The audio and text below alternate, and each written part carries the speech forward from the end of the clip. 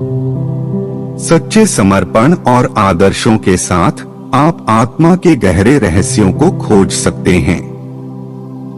आत्मा के साथ सहयोग से आप अपने असीम पोटेंशियल को खोल सकते हैं और उसकी दिशा में बढ़ सकते हैं। अपनी आत्मा के साथ एक होने के लिए आपको निरंतर साधना और आत्मनिग्रह में रहना चाहिए। कर्मों के माध्यम से आप अपने आत्मा के शुद्ध और पवित्र स्वरूप की ओर प्रगति कर सकते हैं। आत्मसमर्पण के माध्यम से आप परमात्मा के साथ एक हो सकते हैं और उसके आदर्शों का पालन कर सकते हैं। आपके मन की शांति और सद्गति को बनाए रखने के लिए आत्मनिग्रह में रहो और ध्यान का अभ्यास करो। अपने आत्मा के गहरे मार्गों की खोज के लिए सतत आत्म साक्षात्कार का पालन करो। आत्मा की शुद्धता और पावनता को बनाए रखने के लिए आत्म साक्षात्कार की दिशा में प्रयास करो।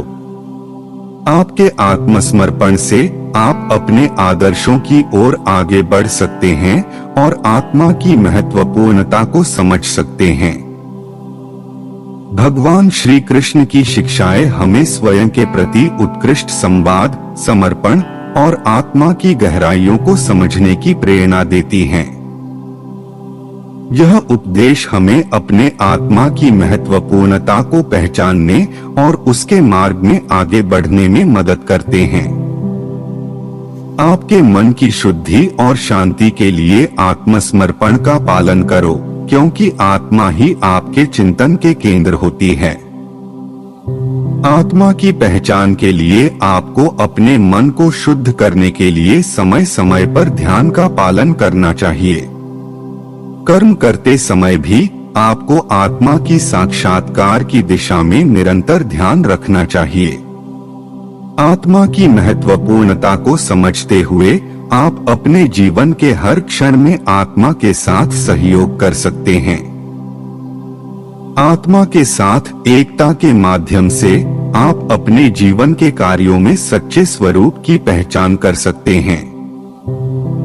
आत्मा के साक्षात्कार से आप अपने जीवन को आत्मा के पावनता और शक्ति से भर सकते हैं। आपके आत्मा के गहरे अर्थ को समझकर आप उसके मार्ग में अपने जीवन को उद्देश्यपूर्ण बना सकते हैं। आत्मा की शुद्धता को बनाए रखने के लिए आपको निरंतर आत्म साक्षात्कार का पालन करना चाहिए।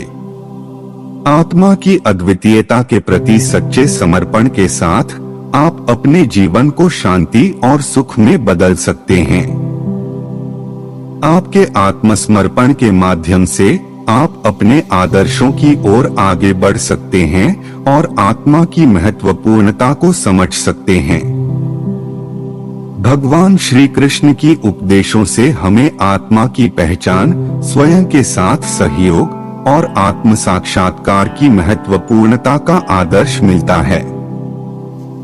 यह उपदेश हमें अपने जीवन को सहयोग, शांति और समृद्धि की दिशा में अग्रसर करने के लिए प्रेरित करते हैं।